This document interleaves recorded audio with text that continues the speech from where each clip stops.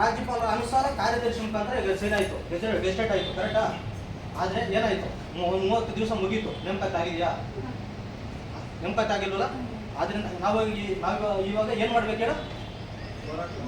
ನಾವು ಹೀಗೆ ಬಿಟ್ಟರೆ ಇವರು ಹಿಂಗೆ ನೆಪಗಳು ಹೇಳ್ಕೊಂಡು ಡೇಟ್ ಮುಂದೆ ಕರ್ಕೊಂಡು ಕೊಡಪ್ಪ ಅಂತ ಹೇಳ್ಬಿಟ್ಟು 9ನೇ ತಾರೀಕುವರೆಗೂ ಮುಂದೂಡಿದ್ದಾರೆ. ಅದನ್ನು ಮತ್ತೆ ನೆಕ್ಸ್ಟು ಗ್ರಾಮ ಪಂಚಾಯತಿ, ತಾಲೂಕ್ ಪಂಚಾಯತಿ, ಜಿಲ್ಲಾ ಪಂಚಾಯತಿ ಬಂದರೆ ಮತ್ತೆ 3 ತಿಂಗಳು ಹೋಯ್ತು.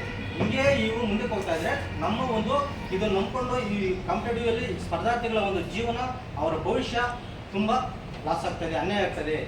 ಆದ್ದರಿಂದ ಆತ್ಮೀಯ ಸ್ಪರ್ಧಾರ್ಥಿಗಳೇ, ನಾವು ಒಂದು ಈ ರಾಜ್ಯ ಅಧ್ಯಕ್ಷರಂತ ಅಕ್ಸಕ್ ಸಂಘಟನೆ ಜಿಲ್ಲಾಧ್ಯಕ್ಷರಂತ ಕಾಂತಕುಮಾರ್ ಅವರ ನೇತೃತ್ವದಲ್ಲಿ ಒಂದು ಇದು ಮಾಡಿ ಮೀಟಿಂಗ್ ಮಾಡಿ ಕೋಲಾರಲ್ಲೂ ಬೆಂಗಳೂರಲ್ಲೂ ಡಿಸೈಡ್ ಮಾಡಿದ್ದೀವಿ.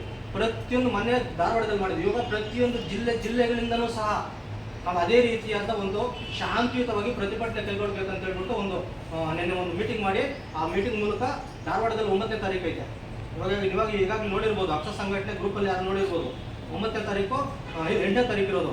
ಆದರೆ ನಾವು ನಮ್ಮ ಕೋಲಾರಲ್ಲೂ ಸಹ ಅತಿ ಹೆಚ್ಚು ಬಡ ವಿದ್ಯಾರ್ಥಿಗಳು ಓದ್ತಾ ಇದ್ದಾರೆ, ನೇಮಕಾತಿಗಳಾಗಿಲ್ಲ ಅಂತ ಹೇಳ್ಬಿಟ್ಟು ನಾವು ಸಹ ಒಂದು ಶಾಂತಿಯುತವಾಗಿ ಬೃಹತ್ ಪ್ರತಿಭಟನೆಯನ್ನು ಹಮ್ಮಿಕೊಂಡಿದ್ದೀವಿ. ಅದು ಯಾವಾಗ ಬಂದರೆ 7ನೇ ತಾರೀಕು ಮಂಗಳವಾರ ಬರ್ತದೆ. ಆದ್ದರಿಂದ ನಾವು ಇವಾಗ ತಾನೇ ಹೋಗಿ ನಮ್ಮ ಪೊಲೀಸ್ ಸ್ಟೇಷನ್ ಕೂಡ ನಾವು ಪರ್ಮಿಷನ್ಗೆ ಲೆಟರ್ ಪರ್ಮಿಷನ್ ತಗೊಂಡ್ಬಂದಿದ್ವಿ. ಆದ್ದರಿಂದ ಆತ್ಮೀಯ ಸ್ಪರ್ಧಾರ್ಥಿಗಳೇ, ಈ ಒಂದು 7ನೇ ತಾರೀಕು ನಡೆಯುವಂಥ ಒಂದು ಪ್ರತಿಭಟನೆಯಲ್ಲಿ ಕಡ್ಡಾಯವಾಗಿ ಪ್ರತಿಯೊಬ್ಬರು ಸಹ ನಮ್ಮ ವೈಯಕ್ತಿಕ ಹಿತಾಸಕ್ತಿಗಲ್ಲ, ಪ್ರತಿಯೊಬ್ಬರು ವಿದ್ಯಾರ್ಥಿಗಳಿಗೂ ಇದನ್ನು ನಂಬ್ಕೊಂಡು ಏನು ಓದ್ತಾ ಇದ್ದಾರೆ ಅವರೆಲ್ಲರೂ ಸಹ ಕಡ್ಡಾಯವಾಗಿ ಕಂಪಲ್ಸರಿ ಭಾಗವಹಿಸಿದ್ರೆ ಮಾತ್ರ ನಮ್ಮ ಹೋರಾಟ ಸಕ್ಸಸ್ ಆಗ್ತದೆ. ಪ್ರತಿ ಜಿಲ್ಲೆಗಳಿಂದನೂ ಮತ್ತೆ ಇದು ಆಗ್ತದೆ.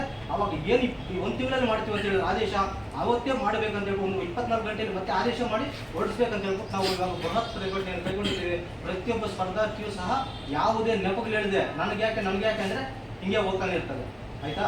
ಅದರಿಂದ ಪ್ರತಿಯೊಬ್ಬ ಸ್ಪರ್ಧಾರ್ಥಿಗಳು ಅವತ್ತು ನೀವು ಬರೋದ್ರ ಜೊತೆಗೆ ನಿಮ್ಮ ಜೊತೆಗೆ 3 ಜನ 4 ಜನ 5 ಜನ ಹೇಳಿ ನಿಮ್ಮ ಪೇರೆಂಟ್ಸು ಕರ್ಕೊಂಡ್ಬನ್ನಿ, ಪರವಾಗಿಲ್ಲ, ಇಶ್ಯೂ ಆಗಲಿ ಸ್ವಲ್ಪ ಮಾಹಿತಿ, ಅರ್ಥ ಆಯ್ತಾ?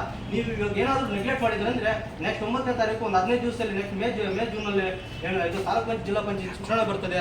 ಅವಾಗ ಕೊಡಕ್ಕಾಗದೆ, ಅವಾಗ ನಾವು ಲೆಟರ್ ಅಲ್ಲ ಪರ್ಮಿಷನ್ ಯಾವುದೂ ಸೇರಿಸಲ್ಲ ಒಳಗಡೆ, ಹಂಗಾಗ್ಬಿಡ್ತದೆ. ಆದ್ದರಿಂದ ನಾವು ವಿದ್ಯಾರ್ಥಿಗಳಿಗೋಸ್ಕರ ಅಕ್ಷ ಸಂಘಟನೆ ಸ್ಟ್ರಾಂಗ್ ಇದೆ, ಪರ್ಮಿಷನ್ ತಗೊಂಡಿದ್ದೀವಿ. ಪ್ರತಿಯೊಬ್ಬ ಸ್ಪರ್ಧಾರ್ಥಿಗಳು ಸಹ ಮಂಗಳವಾರ ನಾವು ಇಲ್ಲಿಂದ ಒಂದು ಬಸ್ ವ್ಯವಸ್ಥೆ ಮಾಡಿದ್ದೀವಿ, ಏನಾದರೂ ವ್ಯವಸ್ಥೆ ಮಾಡ್ತೀವಿ, ಪ್ರತಿಯೊಬ್ಬರು ಸಹ ಬರಬೇಕಂತ ಎಲ್ಲರೂ ಮನವಿ ಮಾಡ್ಕೊತಾ ಇದ್ದೀವಿ. ಓಕೆ, ಬರ್ತೀರಲ್ಲ?